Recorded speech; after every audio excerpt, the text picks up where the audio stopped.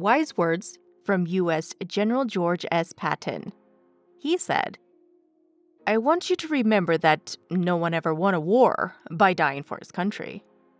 He won it by making the other poor dumb guy die for his country." And I think he may be right. But how do you apply that in war? Well, one thing, you deploy the best war tricks up your sleeve to fool your enemy. Misdirection is key. But before we talk about the best wartime game plan that has ever been pulled off, hi, and welcome to Slyworks. We welcome you to another video of fun facts that you will hopefully enjoy. Before we get to the fun part, please don't forget to hit that subscribe button and turn on that post notification icon to not miss any amazing videos. Let's get started. First on our list is when Persians used cats to defeat the Egyptians. Yes, our furry friends took part in conquering the Egyptians at the Battle of Pelusium during 520 BC. As known, the Egyptians had great reverence for life in all its forms. They believed that everything that God gifted with life must be respected and worshipped. Even when animals were eaten, thanks were given for the sacrifice, pets were well cared for, and wildlife and nature was respected. And this is what the Persians used to get an advantage on them. The battle was won through a very unusual strategy on Cambyses II's part. They used animals as hostages, in particular, cats. They painted cats onto their shields and also brought cats to the battlefield. There is no way that the Egyptians would disrespect these adorable animals because at the time, it was a crime punishable by death. The Egyptians had to retreat, which ultimately led to their downfall. Do you think the Persians pulled the wisest trick ever used on a battlefield? Wait till you hear about the last one on this list. Our next war deception involves the Allies using a magician to defeat Hitler's number one man. Adolf Hitler was one of the most powerful and notorious dictators of the 20th century. He is known as the leader of the Germans' Nazi Party. But even the most powerful dictator can be outwitted with the right plan. The history of World War II is brimming with legends of incredible heroism, death-defying bravery, and sometimes stories that are just too ridiculous to be true. This includes the story of a British magician, his majestic name, Jasper Maskelyne.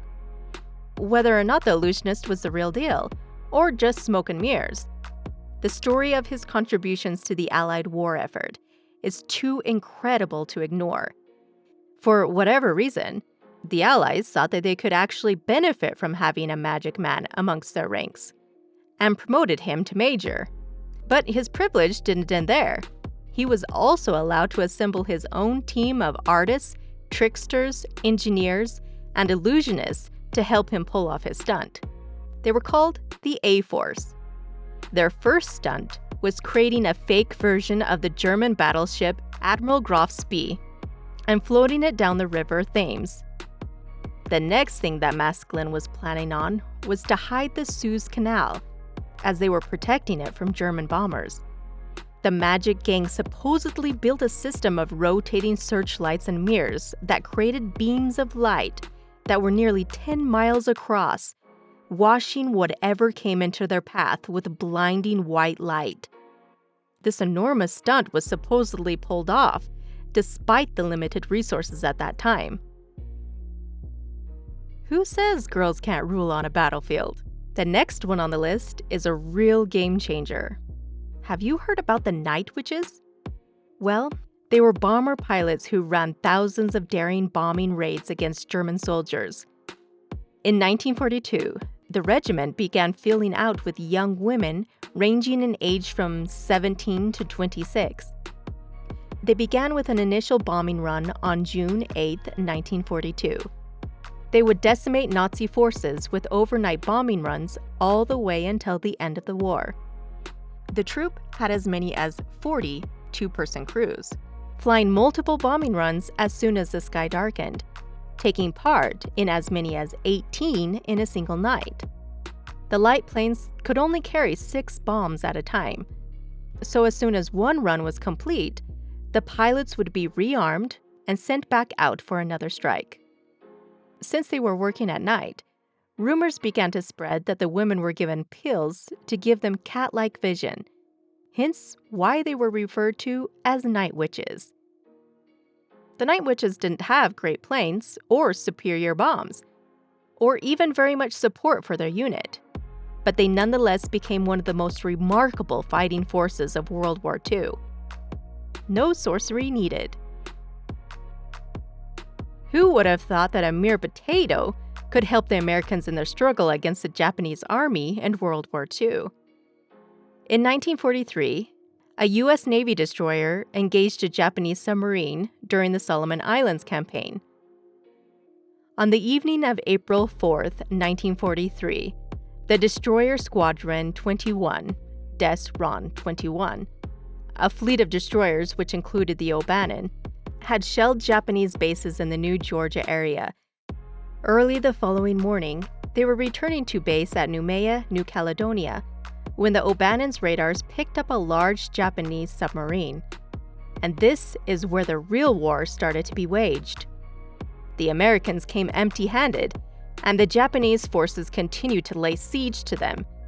As the Japanese ran toward their deck guns, the Americans went to their last resort, running to their storage bins of all things. No guns or grenades, only potatoes. But in the right hands, potatoes can be a mighty weapon. In this desperate situation, the Americans threw as many potatoes as they could at the Japanese below, hoping to keep them away from their deck gun, but probably suspecting it was a useless gesture. Their suspicions were wrong. The Japanese panicked at the rain of root vegetables. The brave among them picked the potatoes up and threw them overboard. Others threw them back at the Americans, who threw them back at the Japanese. You see, the Japanese thought the potatoes were hand grenades. The O'Bannon, meanwhile, used the potato war to distance itself from the sub. It got far enough away to use its deck guns, taking out the Row 34's conning tower. The sub divided, so the destroyer surged forward to where it had been, passing overhead and dropping depth charges that destroyed the Japanese vessel. Well, the next time we eat fries, we'll be sure to be thinking about this one. And for the grandest stunt we have on this list, the Ghost Army of World War II. Don't hide behind your computer chair. This is not about literal ghosts, but ghosts that could actually win an Oscar because of their brilliance. In 1944, thousands of Allied troops stormed the beaches of Normandy during World War II. Among the units that fanned out through France and Germany were the 23rd Headquarters Special Troops, or the so-called Ghost Army. Its existence was top secret, and its men used trickery and artistry to fool the enemy. The Ghost Army soldiers were bright and young artists, designers, radio engineers, and more. They joined the army and were handpicked to engage in novel kind of psychological warfare. Costumes, camouflage, impersonation, props, fake radio transmissions, visual and sound effects were their weapons, used ingeniously to fool the enemy. Another deception was supplied by the unit's combat engineer company, which would don the insignias of other military units to confuse the Germans or to mislead potential spies in nearby towns. And every minute the Nazis were busy chasing shadows, they weren't engaging the real Allied combat divisions. This secret operation wasn't revealed until 40 years later. This was all finally revealed by one of the soldiers of the Ghost Army, Jack McGlynn. What a story he was hanging on to for all those years. There you have it, guys. The most creative and mind-blowing stunts and mind games during war. Who do you think defeated their enemy with the most panache? Share your thoughts with us in the comment section down below. Like this video and subscribe to our channel for more Slyworks videos. See you next time!